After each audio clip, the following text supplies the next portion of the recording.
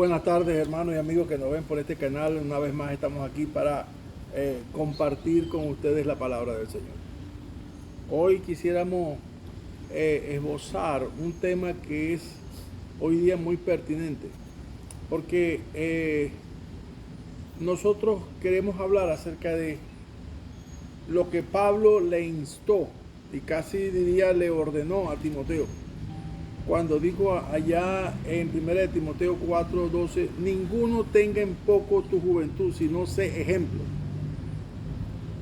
Y esa parte, sé ejemplo, venía a mi mente una y otra vez. ¿Quién quiere en la congregación ser un ejemplo a los creyentes? ¿Quién quiere ser un ejemplo a los creyentes? Bueno, para ser un ejemplo a los creyentes significa que hay que tener un modelo de vida. Pero ¿cuál es el modelo de vida que puede ser un ejemplo? El modelo de vida, el único modelo de vida que puede ser un ejemplo es aquel que se sujeta o se perfila o se conforma a la vida de Cristo. Nosotros vamos a leer 3 pasajes donde nosotros vamos a ver cómo realmente Dios Padre habla en 3 ocasiones acerca del Hijo y de su complacencia en Él. Marcos capítulo 1, desde el versículo 9 al 11, dice: aconteció en aquellos días que Jesús vino de Nazaret de Galilea y fue bautizado por Juan en el Jordán. Y luego, cuando subía del agua, vio abrirse los cielos y el Espíritu como paloma que descendía sobre él. Y vino una voz del cielo que decía: tú eres mi Hijo amado, en ti tengo complacencia. Mateo capítulo 17, versículo 1 al 5 dice: 6 días después, Jesús tomó a Pedro, a Jacobo y a Juan su hermano, y los llevó aparte a un monte alto, y se transfiguró delante de ellos, y resplandeció su rostro como el sol, y sus vestidos se hicieron blancos como la luz. Y aquí le aparecieron Moisés y Elías hablando con él. Entonces Pedro dijo a Jesús: Señor, bueno es para nosotros que estemos aquí. Si quieres, hagamos aquí 3 enramadas, una para ti, otra para Moisés y otra para Elías. Mientras él aún hablaba, una nube de luz los cubrió, y he aquí una voz desde la nube que decía: este es mi Hijo amado, en quien tengo complacencia. A él oí. Y segunda de Pedro, capítulo 1, versículo 17, dice: pues cuando él recibió de Dios Padre honra y gloria, le fue enviada desde la magnífica gloria una voz que decía: este es mi Hijo amado, en el cual tengo complacencia. Una y otra vez, 2 siervos de los evangelios y el apóstol Pedro relatan esa voz que escucharon. Hermanos, cuando Dios dice tengo complacencia, es que es conforme a mi corazón, conforme a mi deseo. Sus palabras son conforme a lo que yo quiero ver de un hijo mío. Por eso cuando el apóstol Pablo motiva a su discípulo Timoteo a ser un ejemplo, es algo que debe hacer eco en nuestros corazones hoy día, en virtud de cómo estamos viendo nosotros el acontecer diario y el acontecer en medio de la iglesia. Nosotros tenemos que tomar estas palabras muy, pero muy en serio. ¿Cómo puedo yo hacer esto? Bueno, la única manera, el camino correcto es tratar de agradar a Dios en mi vida. Como las resoluciones de Jonathan Edwards, cuando la primera resolución dijo: quiero glorificar a Dios en cada área de mi vida. Ese tiene que ser nuestro norte. No puede haber otro norte sino el glorificar a Dios en cada área de nuestra vida. De esa manera nosotros somos imitadores del Hijo, como Pablo dijo en 1 Corintios: sed imitadores de mí como yo lo soy de Cristo. Entonces somos ¿qué? Imitadores. Cuando somos imitadores de Cristo, cuando somos seguidores de Cristo, cuando queremos emularlo, como dijo el apóstol Pedro, porque ejemplo os ha sido dado para que sigáis sus pisadas. Cuando queremos poner nuestro pie en la huella que Él dejó, entonces ahí es cuando nosotros empezamos a ser un ejemplo. Fíjense cómo allá en el capítulo 10 de Hechos, la gente llamó a los discípulos, les llamó cristianos por primera vez. ¿Por qué? Porque aunque fuese peyorativamente, aunque sea de manera burlona, les criticaban y les decían, ahí están los cristicos, los que hacen lo mismo que el tal Cristo, el tal ungido. 5 características que podemos señalar acerca de este modelo de vida. Uno es el amor. Cristo mostró su amor, dice, y lo dio como mandamiento. Un mandamiento nuevo doy, que os améis los unos a los otros, como yo os he amado. O sea, no solamente es un mandato, sino también con mi vida les he dado un ejemplo de cómo deben amarse los unos a los otros.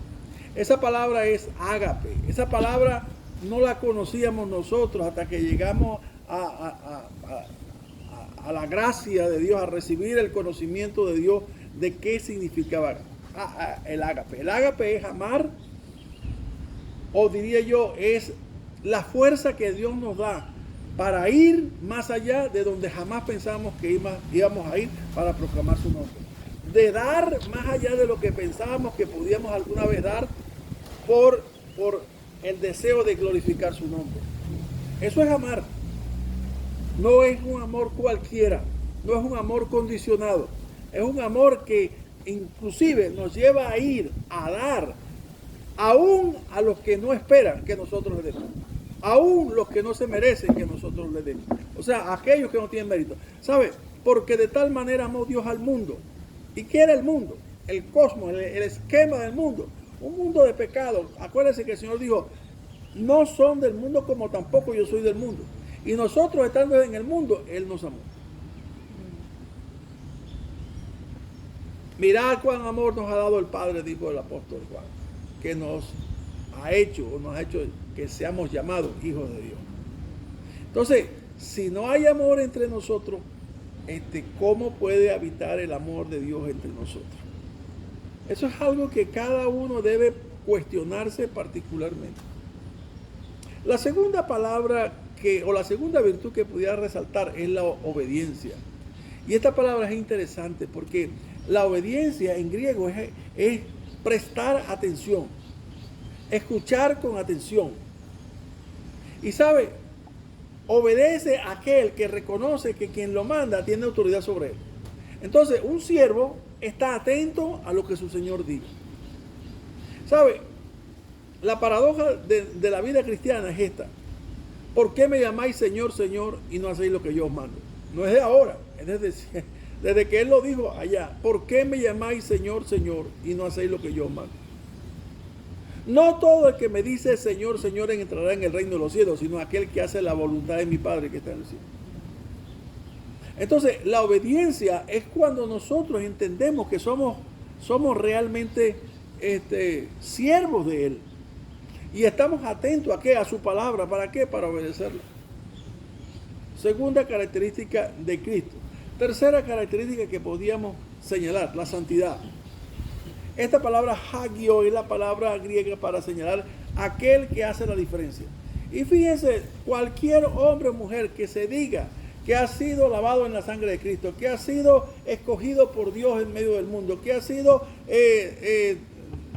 movido de la potestad de las tinieblas al reino de su amado Dios, cualquiera que diga eso, tiene que con su vida, con su verbo, con su vestir, con su andar, tiene que marcar una diferencia a cómo el mundo habla o cómo el mundo se viste o cómo el mundo actúa. Hay una gran diferencia. Vosotros que antes erais tinieblas, ahora sois luz. Dígame usted si no hay una gran diferencia. No sé cuántas veces en mi vida he predicado sobre esto.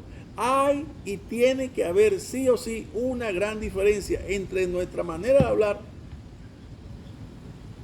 antes y nuestra forma de hablar ahora. Entonces, la santidad significa eso. Yo tengo que hacer aquello para lo cual fui llamado. En otras palabras, la santidad es es la vida de un santo. Y un santo es alguien que ha sido escogido. Y la santidad es aquello para lo que hace el santo para lo cual fue escogido. Si el santo fue escogido para ser discípulo, entonces tiene que ser discípulo. Si no hace discípulo, yo no sé quién es. No me atrevo a señalar ni una cosa ni la otra, pero tiene que hacer lo que su Señor le dijo que hiciera. En cuarto lugar, es la humildad. Fíjense que la humildad, dice allá en Mateo 11, 29, dice, aprended de mí que soy manso y humilde de corazón, y hallaréis descanso para vuestras almas, para vuestros corazones, hallaréis reposo, hallaréis sosiego. Porque esta palabra, cuando uno va al original, se encuentra algo muy interesante. Y es que en esta palabra, la palabra tapei, que significa tapete o que significa alfombra, usted debe ser como una alfombra sobre el cual la gente camine. Y entonces dice, pero ya va, ¿qué es eso? Es una negación total del yo. Sí, es una negación total del yo. Miren esto. Haya pues en vosotros el mismo sentir que hubo en Cristo Jesús, el cual, siendo en forma de Dios, no estimó el ser igual a Dios como cosa que aferrarse, sino que se despojó y se hizo siervo, se hizo hombre, y estando en la condición de siervo se hizo obediente hasta la muerte. Usted me dice que él estaba negando lo que él era. No, en ningún momento. O sea, ¿se acuerdan cuando lavó los pies de sus discípulos? Dice, vosotros me decís maestro y señor, y decís bien porque lo soy. Si yo, el maestro, os he lavado los pies, así debéis hacer vosotros unos con otros. Así que, si alguien se humilló, si alguien dio ejemplo de humildad, fue Cristo. ¿Por qué? Porque Él lavó los pies de los discípulos. Él se despojó de su gloria para mostrar que nosotros tenemos que despojarnos de toda altivez, todo orgullo y toda soberbia y todo eso que de alguna manera se yergue en nuestros corazones. Que Pedro dijo que fuiste renacido, ¿verdad? No como simiente corruptible, sino la incorruptible por la palabra de Dios. Y la simiente corruptible es la que heredamos de nuestros padres, como cosa vana. Y la última, que está en el mismo pasaje de Mateo, es cuando él dice que soy manso. Esta palabra es interesante porque habla de lo que nosotros hablamos como que bien mandado. Ese muchacho es bien mandado. ¿Qué quiere decir? Que él no pone resistencia cuando se le manda a hacer algo. Es diligente implícitamente. Es responsable. Es bien mandado. El manso es aquel que es entonces dúctil a la palabra. Que cuando Dios le dice, haz esto, o lo Dios dice en su palabra, haz esto, él no pone resistencia. Sí, Señor, porque sabe que es un siervo, sabe que es un santo, sabe que debe obediencia y sabe que debe humildad a su Señor. En segundo lugar, quería compartir con ustedes lo que ahora Pablo le demanda a su siervo, a su discípulo Timoteo, allá en 1 Timoteo 4:12. Vamos a leer. Ninguno tenga en poco tu juventud, sino sed ejemplo de creyentes en palabra, conducta, amor, espíritu, fe y pureza. Cualquiera diría, mejor dejo el pastorado porque esto es demasiado. Pero no, hermano. Pablo le está demandando a su discípulo porque es un joven. Quizás no podría tener más de 21 años. Y era pastor. Y seguramente habían ancianos en la iglesia, como en otros segmentos de las cartas le hace referencia. Pero ninguno, porque sea joven, te desprecie.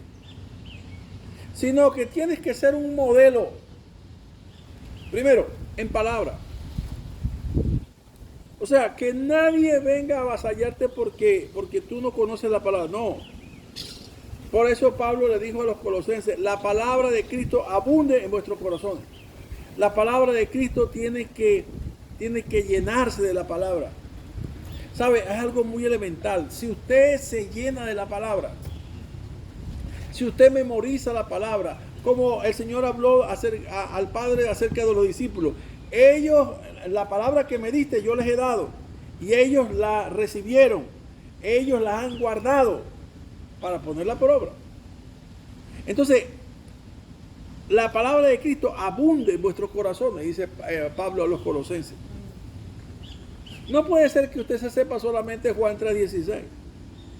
Cada día un salmo, la mitad de un salmo, unos versículos, porque no sabe en qué momento. ¿Sabe? El Señor dijo así, que el Espíritu os recordará. Pero si usted no se ha leído eso y no se ha esforzado en memorizar, ¿qué le va a recordar? Se recuerda cuando algo se me olvida, pero Él me lo trae otra vez al consciente, porque ya estaba almacenado. Entonces Él hará ese reflejo, recordará. Óigame bien, la palabra de Dios tiene que estar en nuestros corazones abundantemente. Porque a la hora de defendernos, ¿cuál es la espada que vamos a usar?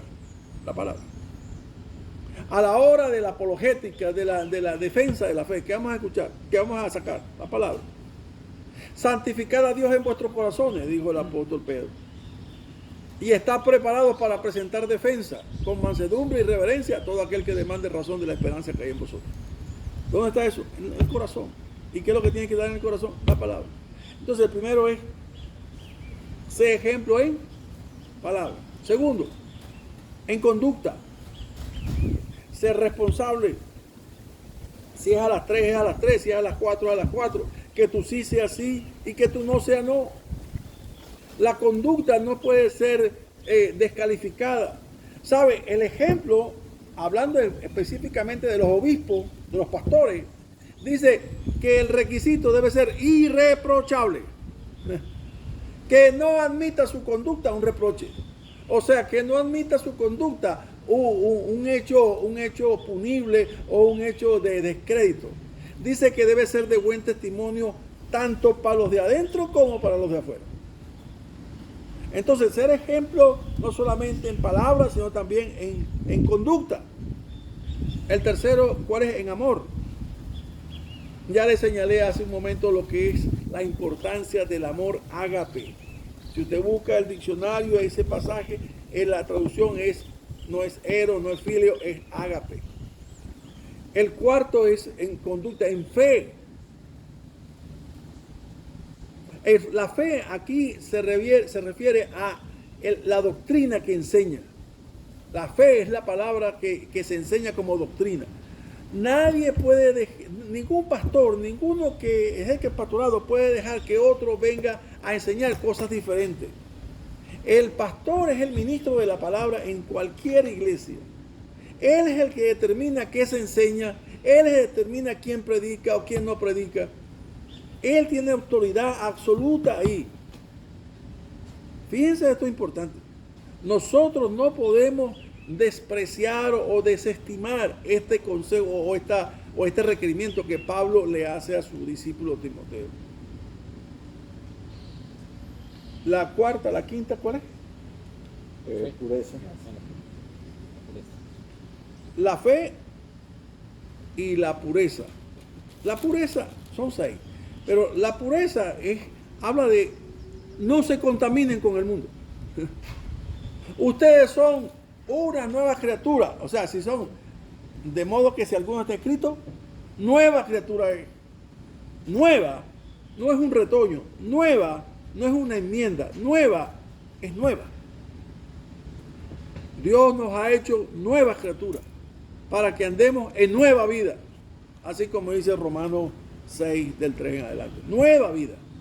Así que nuestra conducta tiene que ser como Pablo exhortó a Timoteo, requiriéndole, sé ejemplo a los creyentes, no solamente en palabra, en conducta, en palabra, en conducta, en amor, en espíritu, esa era la que me faltaba, en espíritu, siendo diligente, siendo presto para cualquier cosa que se requiera en la iglesia. No, páguenle a alguien, no, contraten a alguien. Aquí, heme aquí, yo estoy aquí. ¿Se acuerdan cómo era José? Dios estaba con José porque José era presto. Y sabe, cuando usted se acuerda con el pasaje, cuando él cayó en prisión, dice que el carcelero no tenía que preocuparse por nada, porque todo lo que había que hacer en las cárceles, José lo hacía. Si había que limpiar las cárceles, José lo hacía. Si había que limpiar las letrinas, José lo hacía. Si había que engrasar la cerradura, José lo hacía. José estaba presto para todo. Y el carcelero, A José, que era un preso, le dio las llaves. Encárgate tú de todo. ¿Quién quiere ser un ejemplo? Usted nunca va a querer ser un ejemplo. Pero si algo debe querer, es que su Señor se agrade de usted, como siervo. Cuando su Señor se agrade de usted, entonces puede decir la gente, es ahí un ejemplo de un verdadero hijo de Dios. Que el Señor le bendiga donde quiera que esté y la bendición para su familia. Amén.